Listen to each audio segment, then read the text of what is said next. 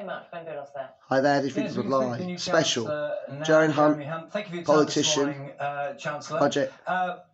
We'll come on to some of those questions from some of the people UK I was video. talking to in just a moment. Can I ask you, That's what I want to say. first of all, one very simple question. Do you believe that Liz Truss is the best person to be leading this country as Prime Minister right now?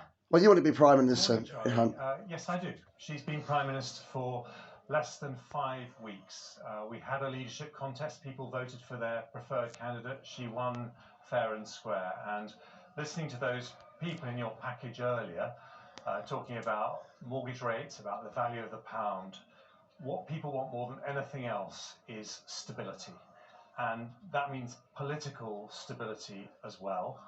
And from my perspective, what I need to deliver as Chancellor is I can't control the markets, no Chancellor should ever seek to do that, but giving certainty over public finances, how we're going to pay for every penny. It's the mortgage worries a lot of people out there. And spending decisions we make, those are very, very important ways that I can give not everyone's on rent. Create the stability that is going to make a difference to families who right now are finding life extremely tough.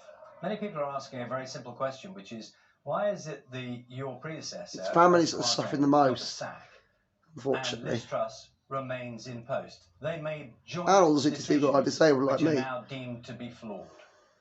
Well, I would rather have a Prime Minister who listens and learns, and I'm doing this job because I agree fundamentally with the big thing that she wants to sort out, which is this growth paradox that means that if we want to put money into brilliant public services like the NHS and keep taxes low, we've got to find a way of turbocharging growth in the economy. But there were some mistakes made in the last few weeks. That's why I'm sitting here. It was a mistake to cut the top rate of tax at a period when we were asking everyone to make sacrifices. And it was a mistake to fly blind and not to back up the economic plans that were announced with an independent forecast from the Office for Budget Responsibility. Both those things have been addressed, and now what we need to do is to try and have growth with stability, create the stability that will allow long-term growth to happen. And the one commitment I would make to Santok and Graham, I think were the two people I heard talking on the package, is that as we make these very difficult decisions on spending, very difficult decisions on tax, we will be thinking about families, businesses who are struggling at the moment. They will be at the forefront because this is a compassionate Conservative government, and we will be making sure that their needs are top of our minds as we make these, very tough decisions. You come into the job as Chancellor, and the first thing you're telling us on BBC Breakfast is the Prime Minister, your boss, made mistakes. Well, I'm being straightforward about the situation, but that's what the Prime Minister wants me to do because we want to fix this. And I would say that the country are going to judge us at the next election far more by what happens over the next 18 months than what's happened over the last 18 days. And we want to put this right, but we also want to level with people that in a very, very challenging international situation, post-pandemic, cost of living crisis, Ukraine, we're going to have to make difficult decisions on spending. It's not going to rise by as much as we would have liked, and we're going to have to ask all government departments for even more efficiencies. And by the same merit, we're not going to be able to cut taxes as quickly as we wanted to, and some taxes will have to go up.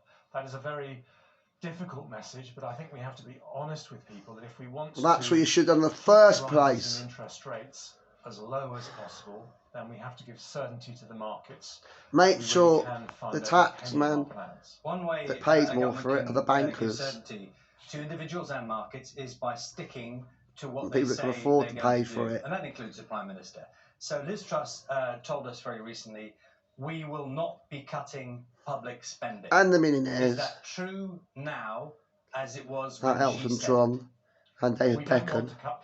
I'm going to ask you that question very carefully again. Yeah, Liz Truss said we will not be cutting public spending. So is that true? Will you let me answer the question, Charlie? Please do. Good man. Keep going at him, Charlie. Keep going at him, Charlie. Less than 24 hours after becoming Chancellor on any individual element of spending or tax. I would say to you, overall, I expect public spending to continue to rise. That includes Very important measures that were announced by my predecessor, such as the energy price guarantee, where people's energy bills were heading for £6,500 a year. That's been capped at £2,500 for the average household. That's a very important measure that will make a very big difference to families. Also will bring down inflation by about 5%. So some very important things have happened. But straight after this, I am going to be sitting down with my officials in the Treasury. We're going to go through the whole picture. I shall be talking to the Prime Minister about it at Chequers tomorrow.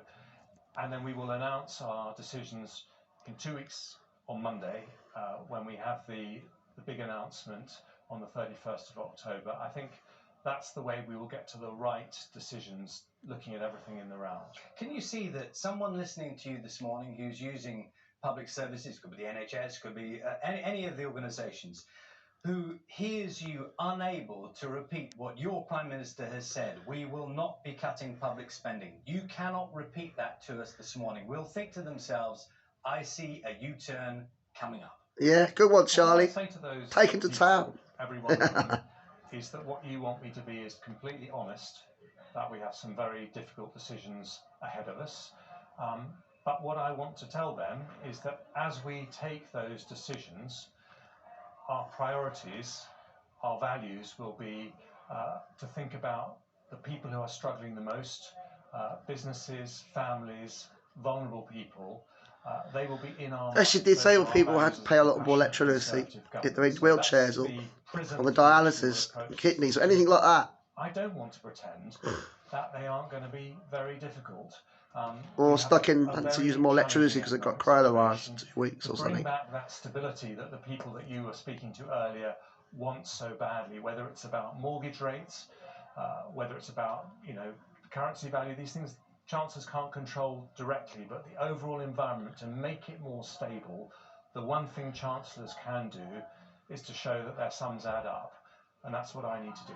Can I ask you, Chancellor, you, as it stands, depending on quite who you ask, you can tell me the numbers if you like, the IFS is suggesting you've got a £62 billion black hole in your funding, unfunded tax cuts.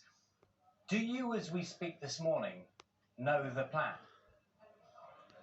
That's what I'm going to go and work out with my officials. But what I want to say to you and people watching this morning is that we are going to take some tough decisions, not just on spending, but also on tax, because we have to show the world that we have a plan that adds up financially, and that's the way that we'll get stability back. Well, your party's been quite embarrassing lately. I want to say one other thing. Better get it right. Charlie, I'm doing this job because despite all those difficult decisions, I have incredible long-term confidence in our country. Best universities, some of the best universities in the world, the biggest tech sector in Europe, one of the world's great financial centres. We have enormous potential as a country.